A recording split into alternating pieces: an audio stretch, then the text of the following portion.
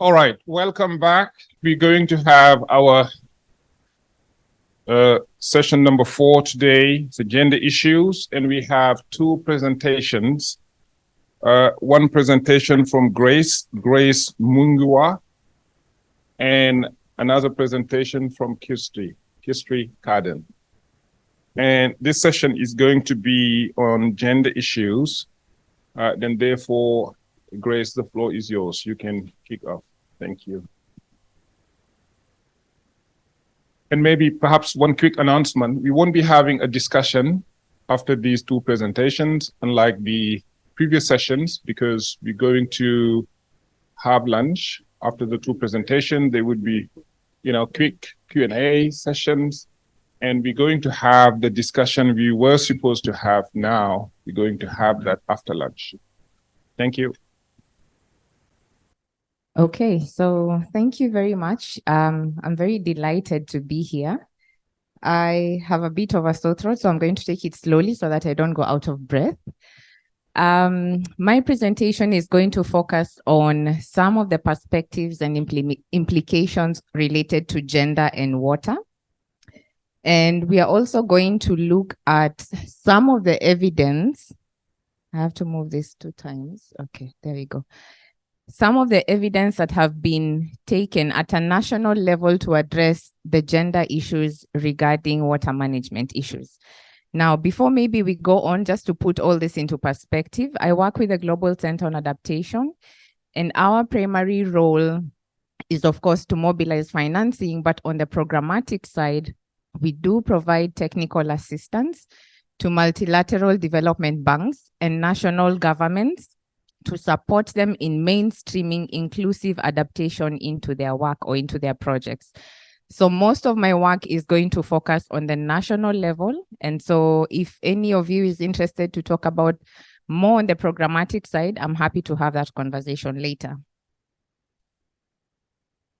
So water is all familiar to us, right? We appreciate that indeed it's a fundamental human right, but it's also an essential element in many other sectors.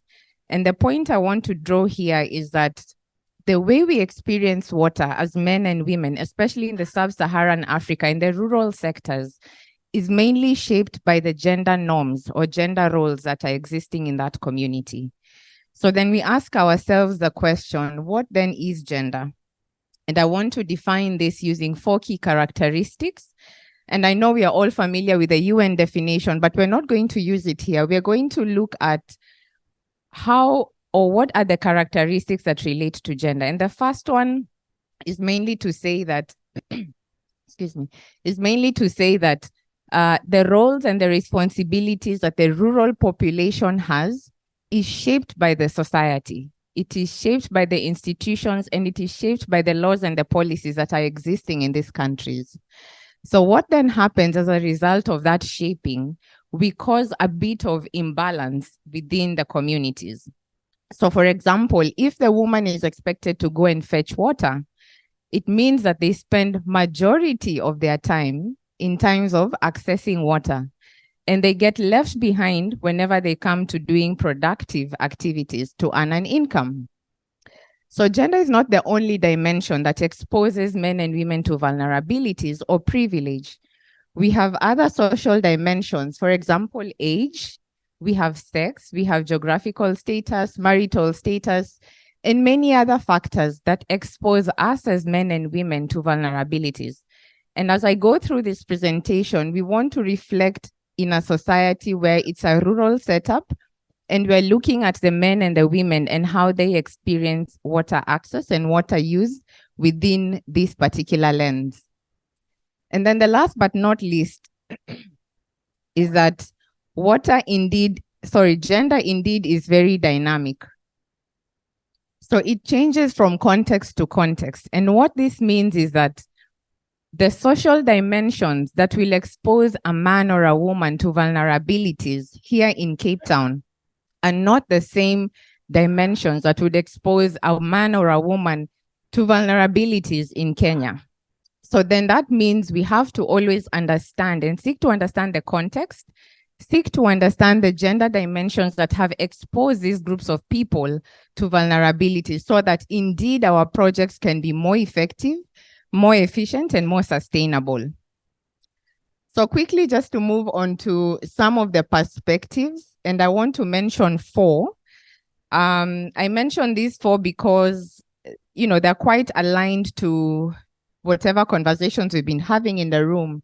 And the first one, I've already talked about it, about the roles and the responsibilities, but I want to bring your attention to the second one about the underrepresentation of women in WASH sectors.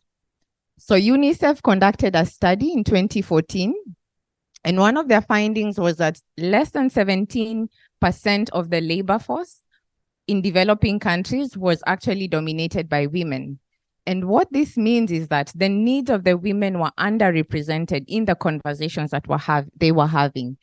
And further to that, they did another study to try and understand what are those specific needs of the women. Because if we don't understand the needs of the woman, we are not able to ensure that they are factored into our programs, into our policies, or even in our interventions. So they had done a water implementation project in Ethiopia, and they had dug a very fantastic borehole. And when they came back to do an assessment, they realized that the women were not using this particular borehole. And so they went out to ask and find out, why are you not accessing it? And the women told them that when we are fetching water, we need a water source that will provide us services there and then. So the women were using the water sources for their washing, for their cleaning. And so even as they went to fetch water, they would carry their clothes with them. Some of them would carry some of the dishes to go and wash at the riverside or even at the water collection points. So when the borehole came, the reality for them was that they wanted to do this similar to the way they did it at the river points. So they began to say that if you had only put up a slab for us, we would be able to wash our clothes. If you had only put up a tap for us, we would be able to wash our dishes. So eventually the project had to, reconvene and redesign that particular borehole to ensure that the needs of the women are being factored in. Moving on to some other implication, and I want to highlight one here about the health. And so as a result of the role and the responsibility that women have, and the previous slide was indicating a current study that is ongoing in Borana region in Ethiopia, which I am part of. And so we found out that the women had to travel 9 hours on foot to access water. And this is a pastoralist community. And what that meant is eventually the health began to get affected. So most of them were complaining of, my back, my feet, there were many implications as a result of that particular role. And the girls who had to accompany their mommies to go and fetch this water mentioned that they're not able to go to school because by the time they come in after 9 hours, class is over, right? So they get left behind and they're not able to access their full potential. So then what do we do with all this information? We've seen perspectives, we've seen the implications. So then what do we do with all that information? Now, this is a recommendation that as we get to understand the context, as we get to understand the gender dynamics in a particular context, it's important for us to take deliberate, and the key impact here or the key word here is deliberate consideration, because you may know, but you don't take action towards it. So taking that deliberate consideration and using these gender dimensions to shape our work then brings out the aspect of effectiveness, sustainability, and efficiency use of resources. Now, I want to put a caveat here. I am not saying gender integration is a silver bullet to our problems. I am saying it can contribute to these 3 outcome areas. So if you're keen on having an efficient use of resources, then gender integration is one of the possible approaches we can consider to ensure that the inequalities that exist, especially in the rural communities in sub-Saharan Africa, are not expanded. The other caveat that I want to highlight here before I move is that gender is not just women, right? I know most of us have talked about it and we always say, you know, we have to look at women. But remember, gender is about looking at how these social dimensions are exposing men and women to vulnerabilities. It's about creating equality. So even as we have that conversation, and in some contexts, it is the men who are affected. In Niger, for example, if you go to the markets in Niger, Niger is a country in the west of Africa. If you go to Niger, for example, you will not find a single woman in the market. It is all men, because the responsibility of the men is to provide for their homes, okay? So what that means is that the women are expected to stay home, to look very beautiful for their husbands, and they don't do anything, and the men provide.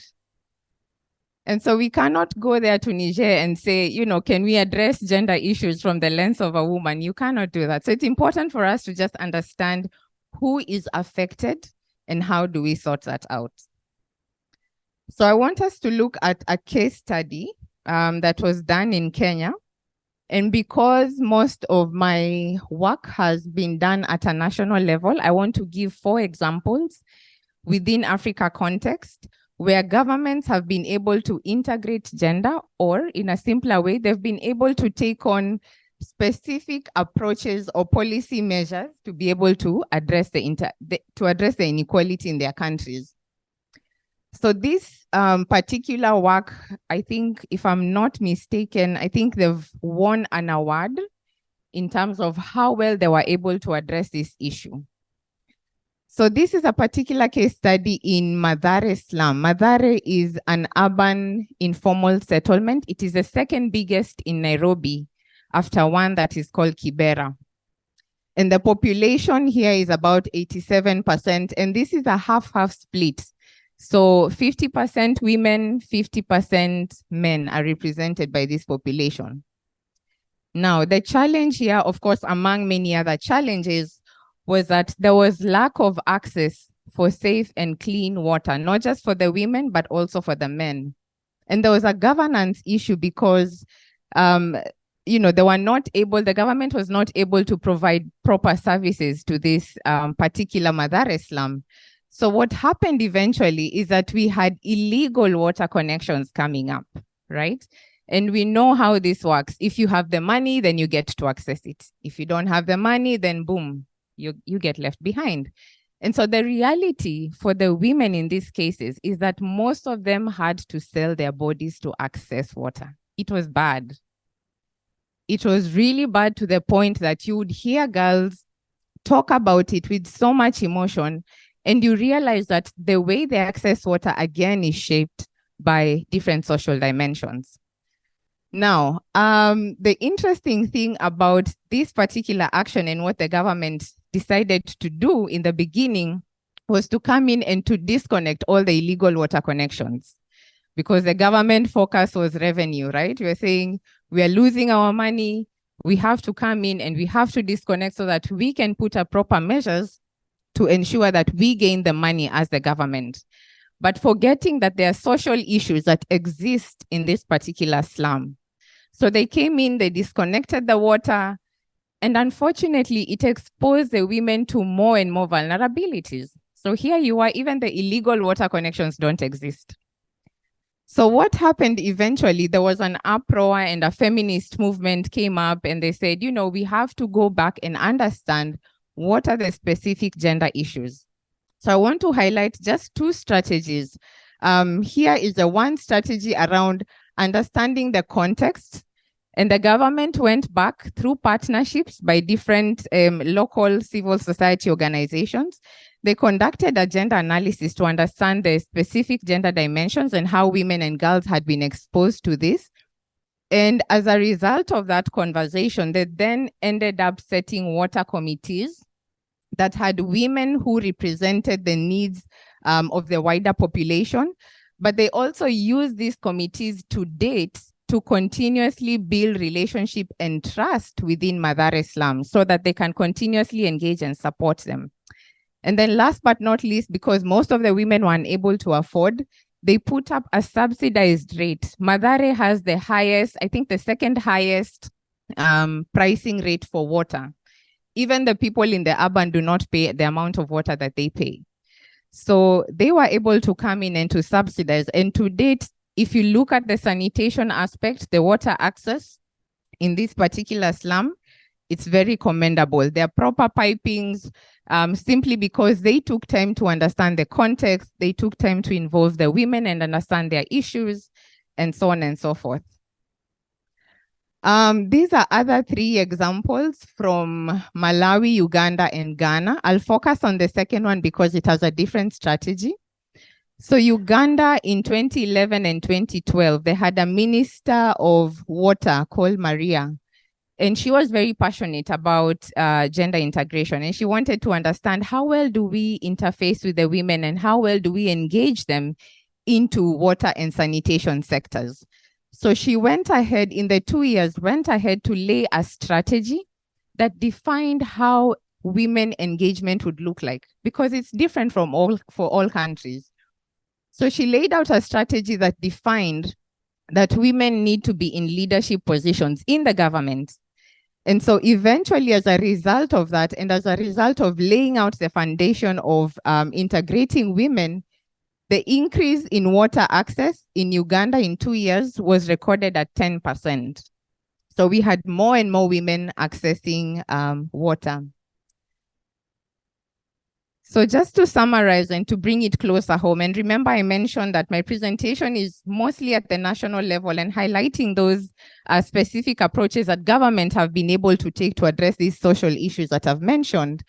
I want to summarize by saying that laws and policies, we cannot overemphasize the importance of having a gender policy. Women representation, we've seen evidence that indeed having women represented in rooms, it improves the conversation. It allows you to understand the needs, but it's not only about the numbers. It's not only about saying we have 50%, we tick it.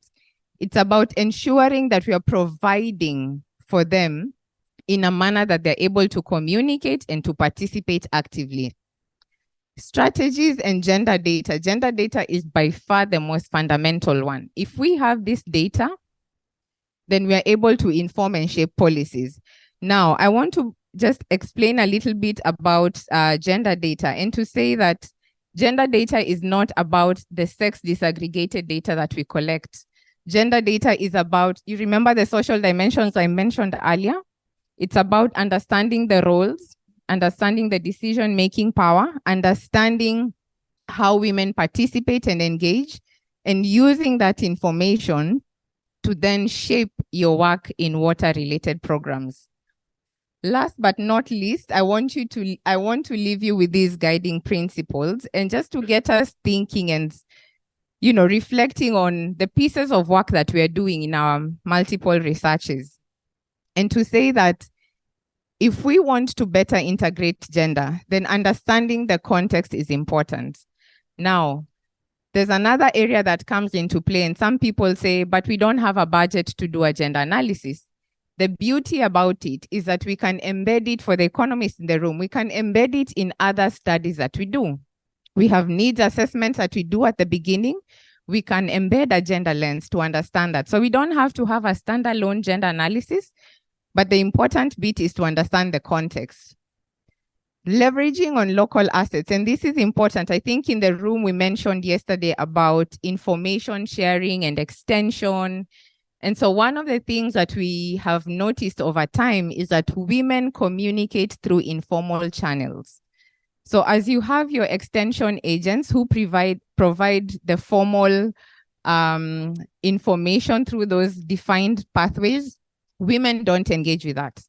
Women build trust through their fellow women. So if we are going to ensure that women are not left behind in terms of accessing extension information, climate service information, or whatever information, we have to leverage on the communication pathways that exist in the rural community. And here, most of them are informal. So they go to the river, as they walk, they talk about, oh, did you hear about this particular project? This is what they do. That is how they communicate. The last but not least is on social norms and power. And I think when I started, I mentioned that it shapes a lot of the experiences with regard to water. And I was privileged enough to lead one of these gender approaches in Ethiopia. It's called the Gender Model Families Approach, so GMF. So GMF was centered around shifting social norms and power dynamics within the community. So we engage the community more as a family-centered approach, not the individual approach. So we used to engage with them for 8 weeks, and we'll talk about what are those social dimensions that expose you to vulnerabilities. And by the end of the 5-year project, it was so beautiful to see the men supporting their women in multiple tasks within the home. And so what happened is that the women were able to come and participate in interventions, to be part of productive activities, and to contribute actively to the society.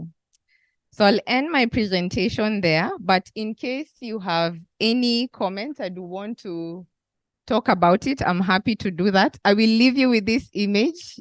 Take a minute to read. I believe everyone can see the caption. Right? There we go. I guess we all understand what that means. So thank you very much for listening. And if you want to connect, feel free to scan the code and we'll connect on LinkedIn. So thank you very much.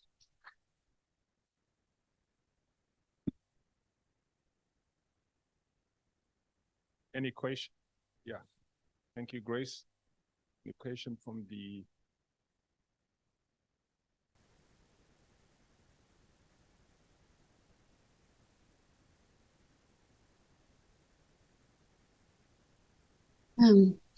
Thank you for your presentation. I would like to know more about what is the role of the state in terms of the informal settlements. Do they have real policies for them, or they are illegal? No, they are not citizens, you know? Or what kind of programs do they have in rural areas, in urban areas? If they are important for, you know, for them, or they just are a problem. Yeah, could you talk more about that in the different countries that you work? Please? Okay, allow me to talk about Kenya because that one is close to home. So the informal settlements in Kenya, unfortunately, they're very political. Very political. Why? Because I don't want to say people, but, you know, people thrive in chaos, right? And so the government really doesn't have proper measures in place to address the issues that affect the urban informal settlements. And so what happens is that we find more and more politicians taking advantage of that to extort money from these people who are settled there. However, that is currently changing, right? We have a group of movements that has been mobilizing and sensitizing the people who live in these urban informal settlements to bring them and to make them more aware of their rights, that even though they live in these settlements, they still can access the basic rights. And so we have the government now taking measures, for example, the experience in Kenya, where they have laid out pipes for them to be able to access. They've been able to do a lot of piping, a lot of sanitation efforts have come into play. And so we find that reduced pollution from that particular community is actually improving. So it's a step-by-step process, but actually just to say those areas are very political. So you cannot remove them, but you just have to manage them in a way that it doesn't upset the people who benefit. Yeah. Thank you. Thanks, Grace. Yeah, you have.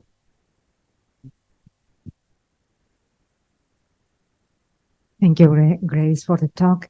And I have one question. When you talk about, for example, in your case, about empowering and shifting the type of work that people will do so women will have more productive time or to intervene.